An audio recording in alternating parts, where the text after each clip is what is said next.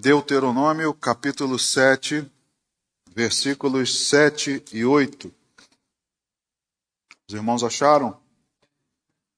Diz assim: Não vos teve o Senhor afeição, nem vos escolheu, porque fosseis mais numerosos do que qualquer povo, pois éreis o menor de todos os povos. Mas porque o Senhor vos amava, e para guardar o juramento que fizera a vossos pais, o Senhor vos tirou com mão poderosa e vos resgatou da casa da servidão, do poder de Faraó, rei do Egito. Amém. Senhor, obrigado pela tua palavra, pelo privilégio, a oportunidade de ouvi-la. E queremos que o Senhor fale mais ao nosso coração.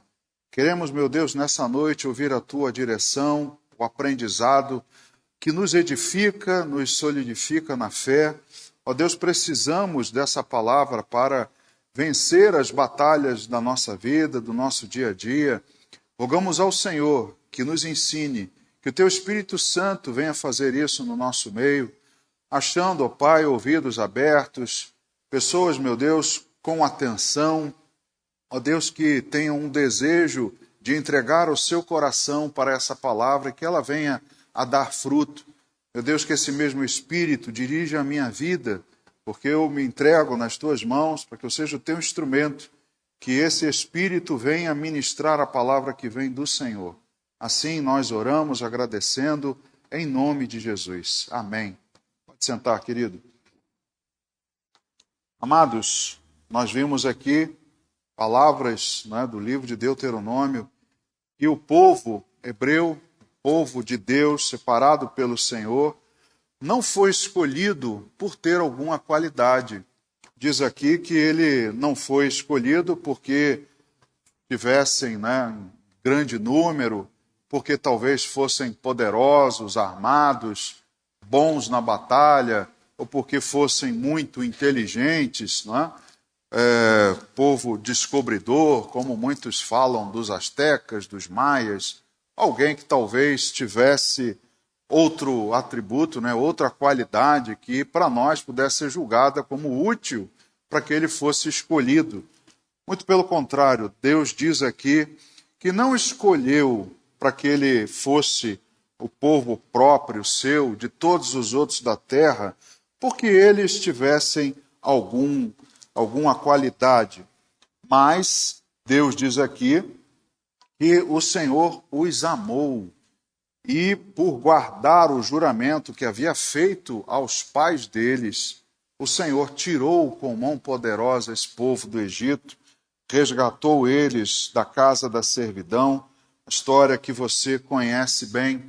E nós, da mesma maneira, fomos escolhidos por Deus, como o próprio Senhor Jesus disse lá no Evangelho de João: não fostes vós que escolhestes a mim, pelo contrário, eu vos escolhi a vós outros e vos designei para que vades e deis frutos e o fruto permaneça. João 15:16.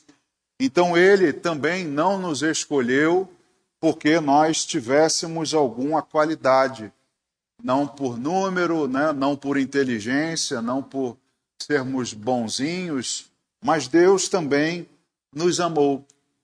A Bíblia diz que Deus amou o mundo de tal maneira que entregou o seu Filho para que todo aquele que nele crê não pereça, mas tenha a vida eterna.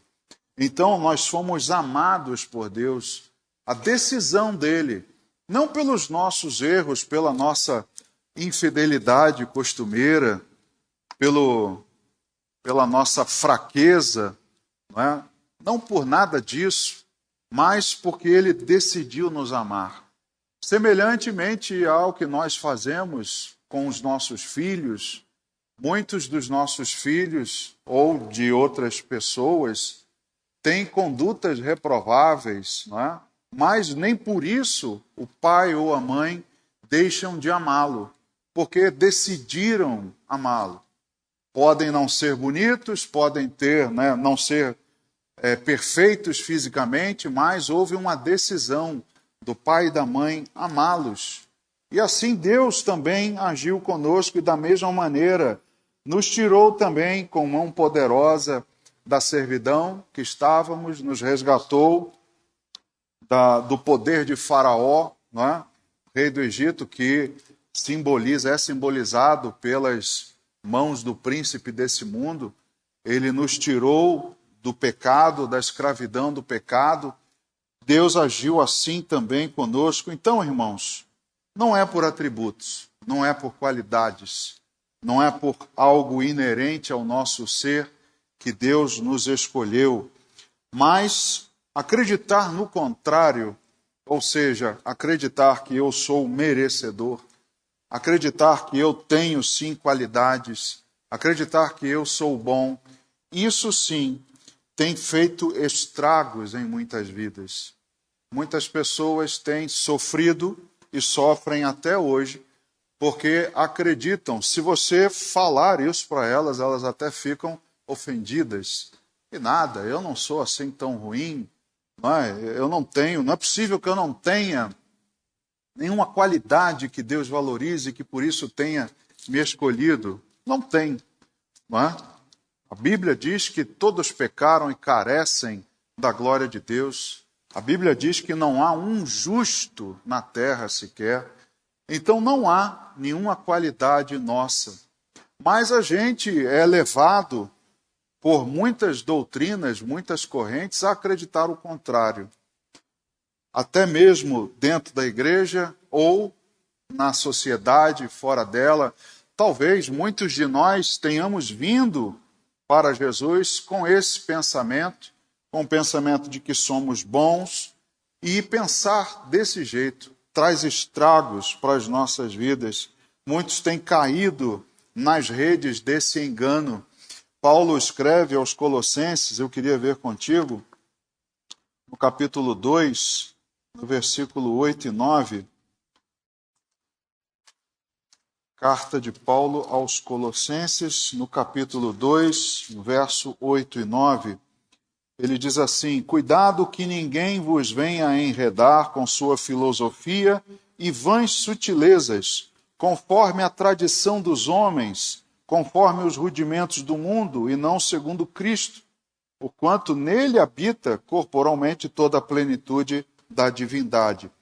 Paulo então diz à igreja, lá em Colossos, que eles deviam tomar cuidado com a filosofia dos homens, o rudimento, as vãs sutilezas, as suas tradições, e nisso está incluído o homem sendo como o centro das coisas, o homem como sendo algo bom, o homem como tendo qualidades. Então, é também uma doutrina humana que, como eu disse, muitas vezes quando chegamos na igreja, trazemos essas doutrinas, essas filosofias, que são tradições dos homens. Somos ensinados, não é? Desde pequenininhos,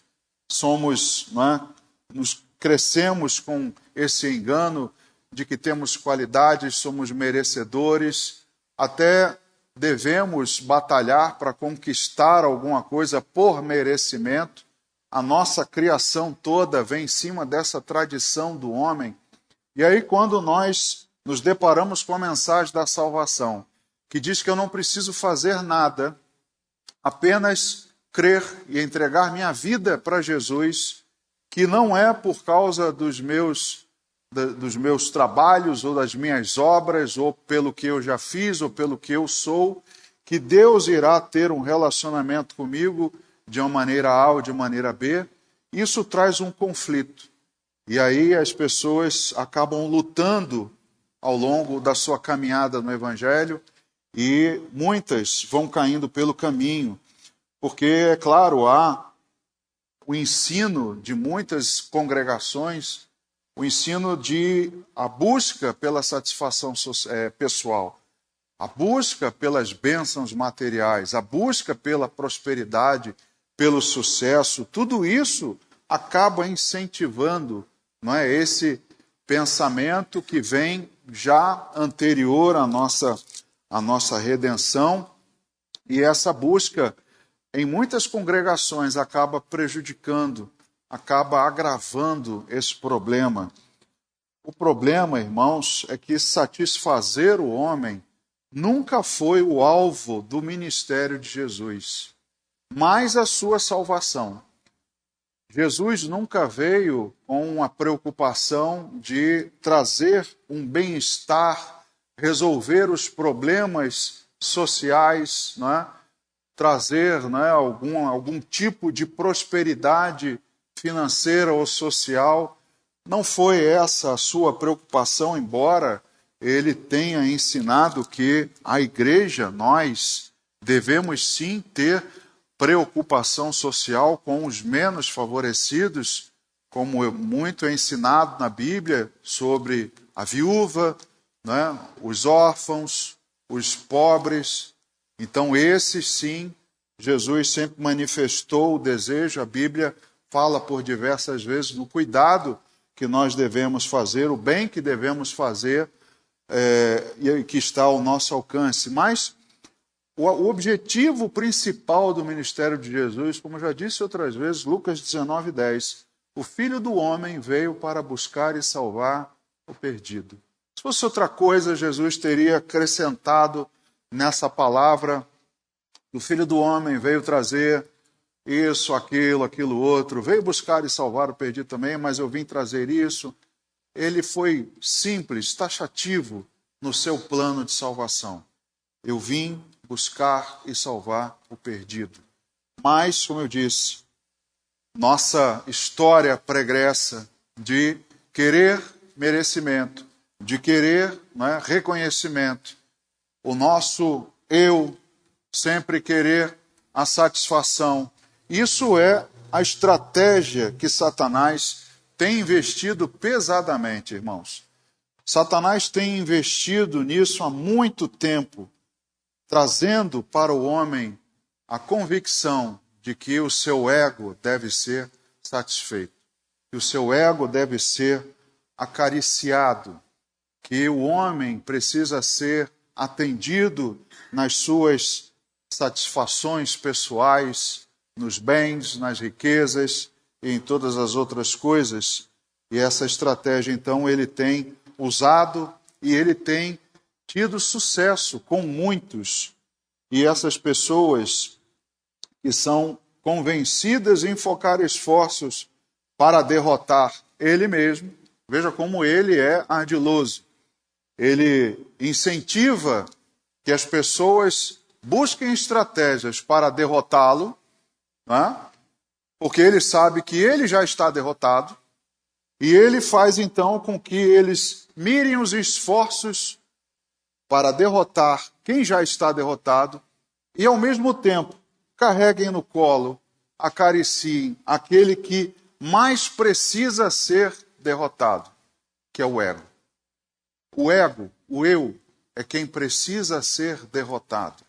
Veja o que está lá em Colossenses capítulo 2, no verso 13 ao 15. Alguns podem, discordar, dizer assim: mas pastor, o diabo está aí, está em derredor, buscando a quem tragar, como é que ele está derrotado?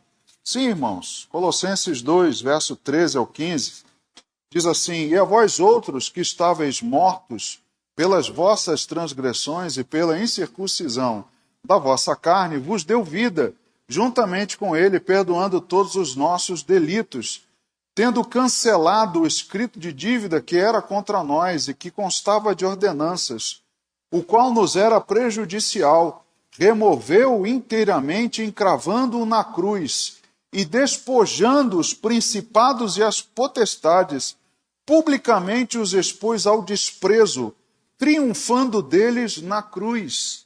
Jesus já triunfou sobre principados e potestades.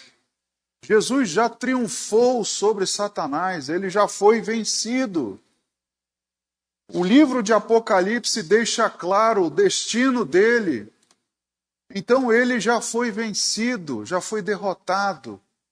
E muitos agora estão focando esforços para derrotar o maligno, mas fazendo afago, acariciando o próprio ego, que é quem, na verdade, os leva muitas vezes à ruína.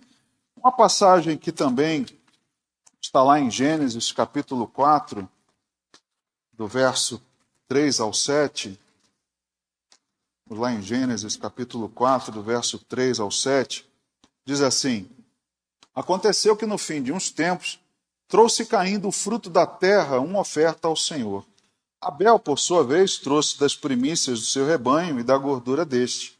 Agradou-se o Senhor de Abel e de sua oferta, ao passo que de Caim e de sua oferta não se agradou. Irou-se, pois, sobremaneira Caim e descaiu-lhe o semblante. Então lhe disse o Senhor: Por que andas irado? E por que descaiu o teu semblante? Se procederes bem, não é certo que serás aceito? Se todavia procederes mal, eis que o pecado jaz à porta. O seu desejo será contra ti, mas a ti cumpre dominá-lo. Veja, já em Gênesis, lá no início, Caim e Abel, você conhece a história. O que aconteceu com Caim, exatamente no momento em que ele descaiu o semblante. Ele ficou irado porque Deus se agradou de Abel e da sua oferta e não se agradou dele e da sua oferta. Aí o ego de Caim foi ferido. Ele não suportou isso. Você conhece a história e ele depois vem a praticar o primeiro homicídio. Então, irmãos, carregar no colo o ego traz esses males. Não ser confrontado com relação a isso, de que eu preciso vencê-lo, me traz prejuízos. O de Caim, ele teve sobre si, a justiça de Deus, o juízo sobre ele por conta do assassinato do seu irmão. E o que eu quero hoje ver contigo é esse inimigo que muitas vezes nos derruba. Esse inimigo que muitas vezes está conosco, carregando, nós estamos o carregando e achamos que ele é inocente, injustiçado, mas ele frequentemente nos leva à ruína. E você só pode derrubar o seu inimigo. Aliás, a melhor maneira de você derrubar seu inimigo é conhecendo ele. Conhecendo como ele age, como ele se movimenta, qual a sua estratégia, onde são as suas fraquezas, as suas forças. E você então precisa conhecer o seu inimigo, o seu ego. Conhecer como ele como ele atua, as suas características, para que você possa focar o esforço para vencê-lo. Então vamos ver aqui, eu separei 3 características do ego, o eu humano, Por isso dizemos egoísmo. O egoísmo é a prática do eu. Então, o primeiro seria que ele se preocupa mais consigo mesmo do que com os outros. Exatamente como fez Caim, ele se preocupou com o fato de Deus não ter se agradado da sua oferta, talvez não tenha percebido, Deus apenas diz a ele depois: se procederes bem, está alertando, você não procede bem, por isso eu recusei a sua oferta. Se você proceder bem, você será aceito. Mas no momento ele talvez tenha achado que o problema era na sua oferta, ou ele talvez tenha achado que foi injustiçado naquele momento. Nunca ele se preocupa, se ele é o errado, mas ele apenas se preocupa em ver o erro dos outros, a injustiça que os outros estão fazendo com ele mesmo. Então é alguém que está mais preocupado com a sua situação do que com a dos outros. Alguém que está preocupado consigo mesmo. Tiago, capítulo 4, nos versos 2 e 3. Tiago, capítulo 4, versos 2 e 3. Veja o que diz: Cobiçais e nada tendes, matais e invejais, e nada podeis obter. Viveis a lutar e a fazer guerras, nada tendes porque não pedis. Pedis e não recebeis, porque pedis mal, para esbanjardes em vossos prazeres. Tiago diz aqui, a razão das guerras, das contendas, E ele diz aqui o que o homem cobiça. Ele cobiça, ele quer e quer algo mal. Ele quer algo que não convém. Para quê? Para esbanjar nos seus próprios prazeres, porque está preocupado consigo mesmo, com a sua situação. E por isso é alguém que não está preocupado com os outros. Alguém que apenas quer obter vantagens para si mesmo. E isso, irmãos, corrompe os relacionamentos. Ninguém consegue levar à frente relacionamentos no trabalho, na sua vizinhança, na família, se você apenas olhar para os seus interesses, se você não olhar para os interesses dos outros. Alguém que é muito egoísta dificilmente vai ter um casamento bem-sucedido, dificilmente vai ter uma carreira bem-sucedida, porque é alguém que está preocupado apenas com a sua situação. É alguém que, enquanto deveria dar, que a Bíblia diz que é a melhor parte, está mais preocupado em receber, e receber cada vez mais. Veja o que Paulo diz aos Filipenses, no capítulo 2. Filipenses capítulo 2, verso 4. Ele diz assim à igreja: não tenha cada um em vista o que é propriamente seu, senão também cada qual o que é dos outros. Isso para o egoísta, para alguém que só pensa em si, é impossível. Ele não consegue ter em vista o que é dos outros, ou prezar pelo que é dos outros, valorizar o que é dos outros, mas ele é alguém que tem apenas, na sua visão, o que é propriamente seu, ou o que deveria vir para si. Então, é alguém que não consegue dar. O egoísta não consegue dar amor, o egoísta não consegue dar, não é, companhia, o egoísta apenas quer receber para si. Por isso que o casamento do egoísta não dá certo. O casamento é uma via de mão dupla, enquanto você deve dar amor, você deve buscar a felicidade do outro, o egoísta quer ser feliz, jamais fazer com que o outro seja feliz. Ele não quer doar, ele quer apenas receber. E por isso, a empatia é um sentimento impossível para o egoísta. Jamais ele vai conseguir se colocar no lugar do outro, sentir o que o outro sente. É como um psicopata, é alguém que não sabe sentir a dor alheia, não consegue sentir o incômodo do outro. Então a empatia para o egoísta é um sentimento impossível, porque ele é individualista, alguém que só pensa em si mesmo. Irmãos, isso parece incrível, mas existe e muito. Talvez não de uma medida drástica, como você pode estar imaginando na sua cabeça, mas alguns têm esses sentimentos de egoísmo em alguma medida. E se não vigiarmos, esse sentimento tende a crescer. Se não vigiarmos, tendemos a acabar como Caim, talvez não como homicidas, mas com um semblante descaído, com uma apatia interna, com uma tristeza profunda, não é? Com um desânimo completo. E se não vigiarmos, nós podemos acabar também não sentindo mais o que o outro sente, que deveria ser algo natural na igreja, no corpo de Cristo. Também é uma característica do egoísta o partidarismo, a vanglória. O egoísta, ele busca para si um partido, porque ele não sabe viver se não tiver num grupo que o adule, alguém que o coloque num pedestal.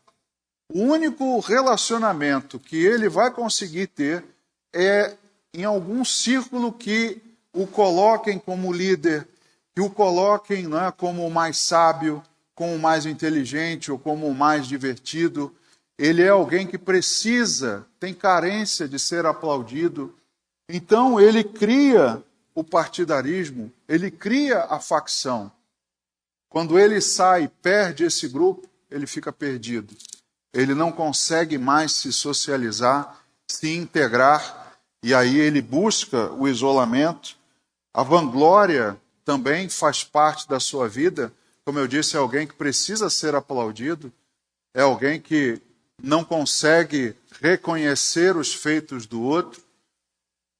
Eu fiquei incomodado esses dias com a postura do Cristiano Ronaldo. Não sei se você teve a oportunidade de ver, né? Todos na seleção portuguesa festejando e ele com a cara de desagrado, como quem diz assim: eu não fui o centro das atenções, eu não fui o astro principal, outro está despontando no meu lugar. Ele pode até não ter pensado nisso, mas a cara dele deu a mensagem, né? Alguém que busca apenas a vanglória, sua própria glória. Esse é o estilo de vida de quem é egoísta, é o estilo de vida de quem, se não se cuidar, vai acabar caindo. É alguém que só consegue pensar nas suas coisas, não na dos outros, como vemos aqui, Paulo diz. Não tenha cada um em vista o que é propriamente seu, mas também o que é dos outros. Ver o que é dos outros. É alguém que não consegue ver a tristeza dos outros, a dificuldade dos outros, a situação dos outros, apenas vê a sua dificuldade. Por conta disso, irmãos, é alguém que não sabe se humilhar. É alguém que não sabe, né, se rebaixar. É alguém que precisa estar por cima. É alguém que precisa estar liderando. Ele não consegue, não sabe se humilhar, mas sabe se exaltar. Alguém que somente sabe se exaltar. Então, alguém que não consegue se humilhar jamais vai ter um relacionamento com Deus. Até pode ter relacionamento, como eu disse, num grupinho, alguém que o idolatre, alguém que o aplauda, alguém que o considere como um líder. Talvez nesse grupo ele tenha um relacionamento, mas com Deus ele jamais vai conseguir. Porque Deus resiste ao soberbo. Ao humilde ele concede sua graça. E o egoísta não consegue se humilhar. Ele consegue ser altivo. Então, como ele vai ter um relacionamento com Deus? Jamais ele vai conseguir desenvolver um relacionamento com Deus. Então, veja, irmãos, como a característica de quem é egoísta é prejudicial. Pior delas, afastamento de Deus, não ter relacionamento com Deus. Isso é o que de pior pode acontecer. E eu friso mais uma vez, talvez você não se julgue alguém assim tão ruim, mas traços da prática do ego, todos nós temos. E se você não vigiar, se você não souber, não conhecer esse adversário que você julga inocente, que você julga, né, injustiçado, ele vai te derrubar. Ele vai levar você à ruína. A segunda característica do egoísta é alguém que não gosta, não suporta ser confrontado. Provérbios 28, do verso 13 ao 14, vamos ver lá. Os irmãos conhecem também a passagem de Provérbios 28, 13, mas vamos ver o verso 14 também. O que encobre as suas transgressões jamais prosperará, mas o que as confessa e deixa alcançará misericórdia. Feliz o homem constante no temor de Deus, mas o que endurece o coração cairá no mal. O homem que é egoísta, que não gosta de ser confrontado, é alguém que endurece o seu coração. Caim é um outro, mais uma vez, voltando a Caim, é um exemplo disso. Alguém que no momento que ouviu de Deus a palavra, porque descaiu o teu semblante, se você proceder bem, você vai ser aceito, mas o pecado jaz à tua porta. Aqui é alguém que endureceu o coração e caiu no mal. Mas no verso 13 diz que é alguém que encobre as transgressões e jamais prosperará. Se ele se arrepender e confessar e deixar, alcança misericórdia. Mas enquanto permanece no erro, enquanto endurece o seu coração, ele não prospera e ele é um candidato a cair no mal em breve. Então, é algo muito ruim, é algo muito prejudicial para qualquer um que quer caminhar com Jesus. É uma pessoa que, como só pensa em si mesmo, ele se incomoda em perder a imagem que os outros têm dele. Por isso não gosta de ser confrontado.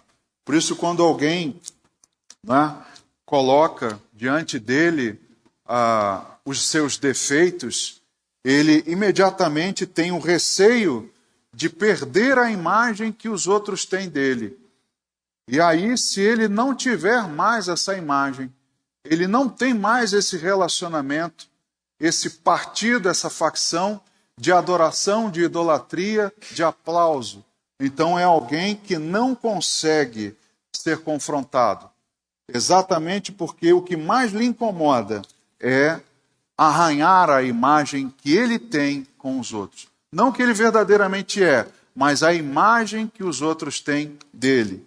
É alguém que encobre as suas transgressões e procura uma licença para elas.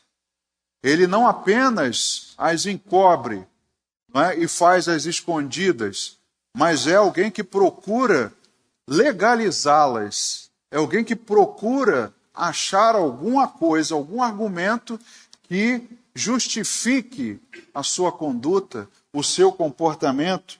Então, pior do que encobrir as transgressões é buscar a justiça para elas. E para isso, muitas vezes, ele ataca as transgressões dos outros. Uma curiosidade, uma característica do egoísta é que quando há um conflito para que a sua imagem não seja arranhada, ele imediatamente ataca a imagem do outro. O que me vem à memória, mais uma vez, é o publicano e o fariseu orando no templo. Não estão se atacando ali, mas o fariseu o ataca na oração. Para não declarar os seus defeitos, ele procura atacar os defeitos do publicano. Eu não sou como esse daí, eu tenho qualidades, eu jejuo, eu dou o dízimo, eu faço isso, eu cumpro a lei, eu cumpro as ordenanças. E ele então está atacando as transgressões dos outros, olhando, expondo os pecados dos outros. É como disse Jesus também, se você tem uma trave no teu olho, como você pode estar preocupado em tirar uma farpa no olho do outro, porque você está preocupado em exaltar a farpa do outro, para que não vejam a trave que você tem no olho. Ao passo que o publicano, ele diz, Senhor, sê propício a mim que sou pecador. Esse, segundo Jesus, saiu justificado, enquanto que o fariseu orou de si para si. Então, o egoísta é alguém que não gosta do confronto, e muitas vezes, frequentemente, Jesus os confrontava. Eles gostavam dessa imagem, eles eram egoístas por natureza, e para que eles não tivessem a imagem arranhada, eles imediatamente atacavam os outros, jogando sobre eles fardos pesados, e acusações. Esse comportamento de fariseu que cobra dos outros, mas não exige de si mesmo. O egoísta não exige de si mesmo. Como eu disse, ele quer ser carregado no colo, ele quer ser acariciado, mas ele não exige a correção de si mesmo. Ele prefere que o outro mude, mas ele não quer reconhecer o seu erro e não quer mudar. Jesus disse sobre eles em Mateus capítulo 23, do versículo 1 ao 8, Mateus 23, do 1 ao 8. Então falou Jesus às multidões e aos seus discípulos, na cadeira de Moisés se assentaram os escribas e os fariseus. Fazei e guardai, pois, tudo quanto eles vos disseram, porém, não os imiteis nas suas obras, porque dizem e não fazem. Atam fardos pesados e difíceis de carregar e os põem sobre os ombros dos homens. Entretanto, eles mesmos nem com o dedo querem movê-los. Praticam, porém, todas as suas obras com o fim de serem vistos dos homens, pois alargam os seus filactérios e alongam as suas franjas. Amam o primeiro lugar nos banquetes e as primeiras cadeiras nas sinagogas, as saudações nas praças e o serem chamados mestres pelos homens. Vós, porém, não sereis chamados mestres, porque um só é vosso mestre, e vós todos sois irmãos. Veja aqui as características que nós mencionamos antes sobre o egoísta, não é? Todas elas elencadas aqui para os fariseus. Alguém que gosta de ser saudado, de ser chamado de mestre, alguém que gosta, né, de ser aplaudido, de ser visto. Esses são os fariseus. Mas eles não tiram nem com um dedo dos seus ombros os fardos que eles colocam sobre os outros. Então é alguém hipócrita que exige o comportamento do outro, mas o seu não cogita rever, não cogita mudar. Então ele não exige de si mesmo. E aí no seu erro, ele endurece o seu coração, como nós vimos, né? Em Provérbios 28, 14, ele com o endurecimento do seu coração acaba o levando à ruína. Queria ver contigo na carta aos Hebreus, no capítulo 3, do verso 7 ao 11. Veja só.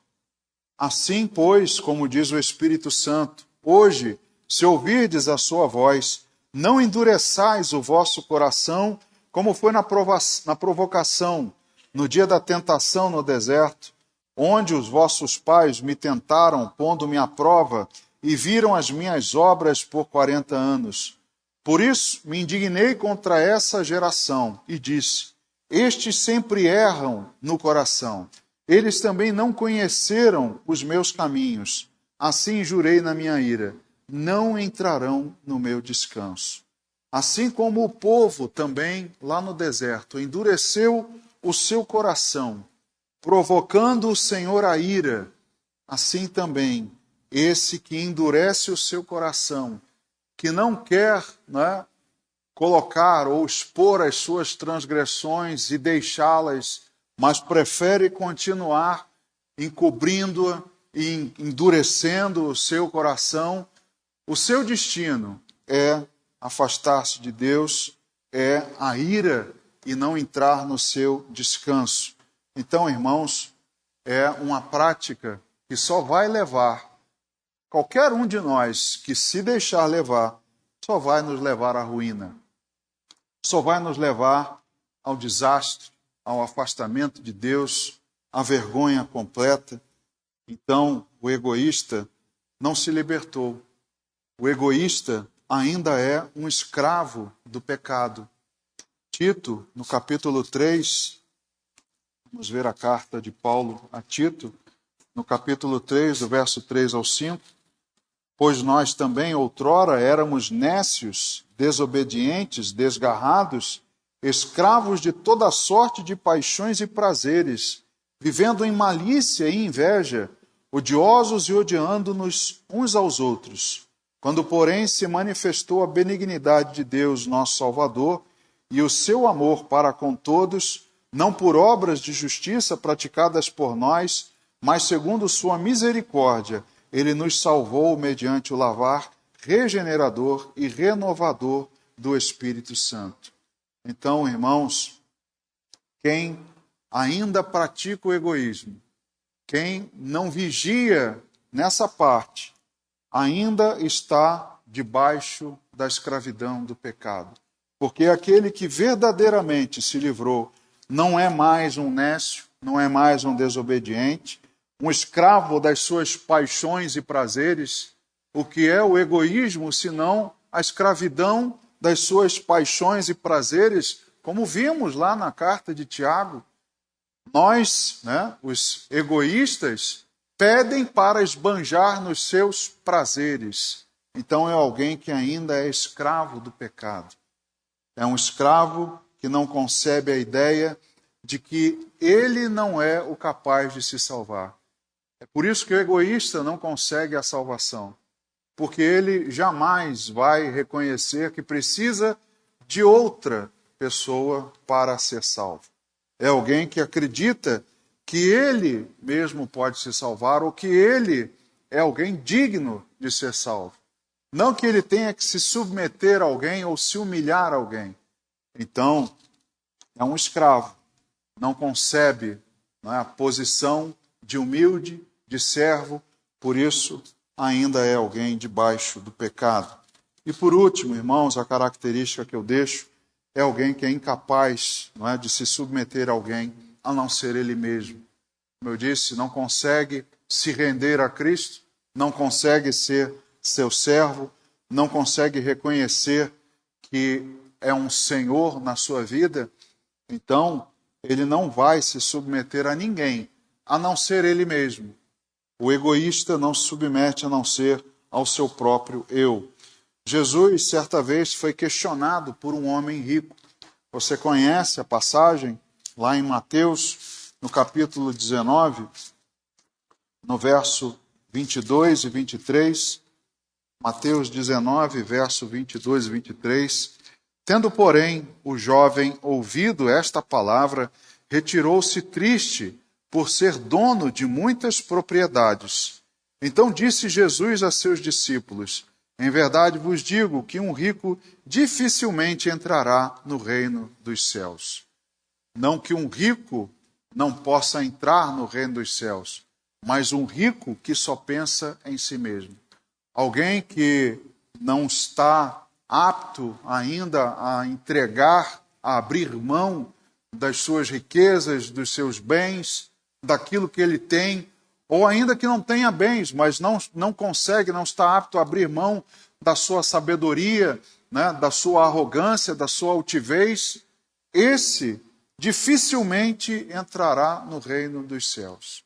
Então é um exemplo de alguém que não consegue se submeter, a não ser a ele mesmo.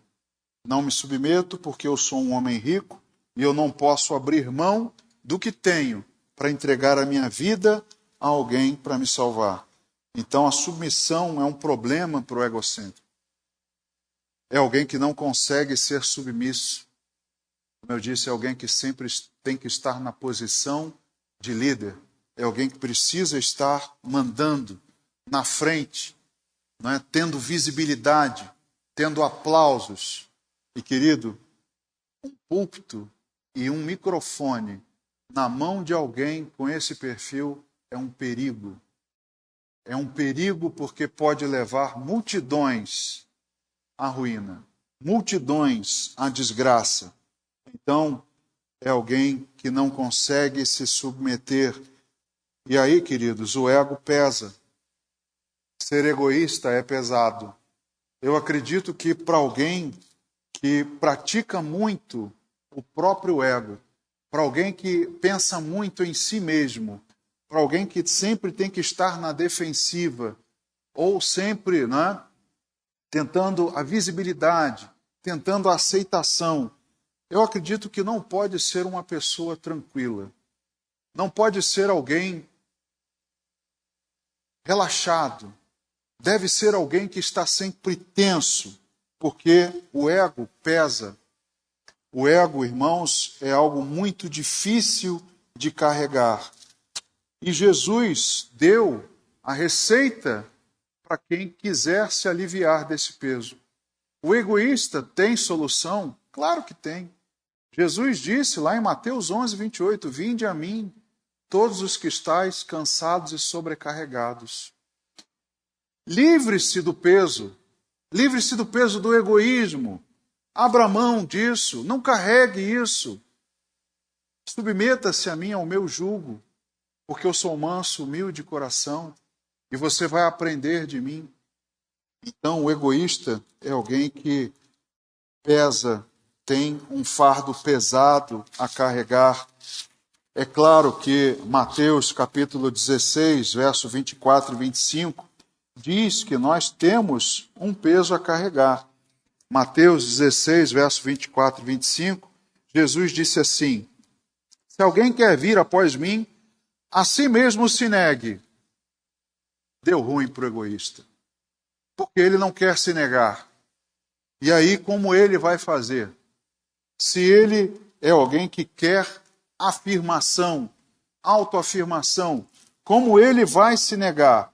E aí diz, tome a sua cruz e siga-me. Cara, o egoísta já carrega um peso enorme. Se bobear, o ego dele é mais pesado do que a cruz que ele deve carregar com Jesus. Então ele não consegue carregar os dois de uma vez. Ele não consegue carregar o seu ego e a cruz. Porquanto quem quiser salvar a sua vida, perdê-la-á. E quem perder a vida por minha causa, achá-la-á. Por isso o egoísta não consegue a salvação.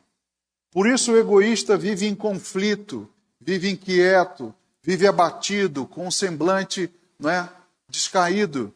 Porque ele vive no dilema. Ele sabe que é necessário se negar. Ele sabe que ele precisa levar a sua cruz. Eu carrego a minha, irmãos, você tem a sua. Cada cruz tem um peso diferente. Mas eu sei que se você quiser carregar a sua cruz e o seu ego junto, você não vai conseguir seguir Jesus. É necessário que você perca a sua vida para ganhá-la com Jesus. Mas o egoísta não consegue. Ele não quer carregar esse peso extra. O que eu e você precisamos fazer é crucificar o ego todos os dias. Você já crucificou o seu hoje? Dá tempo ainda, irmãos. Amanhã de manhã, quando você acordar, crucifica ele de novo. Logo cedo, não deixa ele te perturbar, tirar o teu vigor, porque você vai ter que carregá-lo no colo. É o que ele quer, ser carregado, afagado, atendido, mimado. E o que você precisa fazer todo santo dia é crucificá-lo. Veja o que Paulo diz aos Gálatas para a gente encerrar. Gálatas capítulo 5, verso 24. E os que são de Cristo Jesus crucificaram a carne com as suas paixões e concupiscências. É necessário que você faça isso dia após dia. Mas, pastor, não bastou uma vez quando eu me entreguei minha vida e me rendi a Jesus? Querido, você entregou, o seu espírito é um com o Senhor e ele te fortalece. Mas essa carne você vai carregar até o fim dos seus dias. Se você não crucificá-la, não vigiar, o seu ego vai pesar. O seu ego vai querer ser atendido. As suas paixões e concupiscências vão querer ser satisfeitas. Então, dia a dia, você precisa crucificá-lo. E mais uma vez eu digo, o inimigo de nossas almas que está vencido, ele sabe que o seu ego é um problema para você. E ele então usa esse seu ego para te afastar de Deus. Porque enquanto você está cheio de si mesmo, você está vazio de Deus. Não há como o Espírito Santo estar cheio na vida de uma pessoa que está cheia de si mesma. Então, o inimigo, diabo, Satanás, ele usa o ego de cada um de nós. Ele procura inflar o nosso ego para nos afastar de Deus. O que convém é que Deus cresça a cada dia e que você, que o seu ego, as suas vontades, as suas paixões, as suas concupiscências não vençam dia após dia. Que você diminua para que Deus possa crescer. Derrote o seu ego para que Deus seja propício a você. Como o publicano lá no templo orando, Senhor, sê propício a mim, que sou pecador. Reconheça isso dia após dia. Senhor, trata de mim. Me ajuda, Senhor, a derrotar o meu ego. Não permita, meu Deus, que ele venha a prevalecer e que eu me afaste do Senhor. Que você peça a Deus que ele seja propício a você. Amém? Vamos orar, vamos ficar de pé.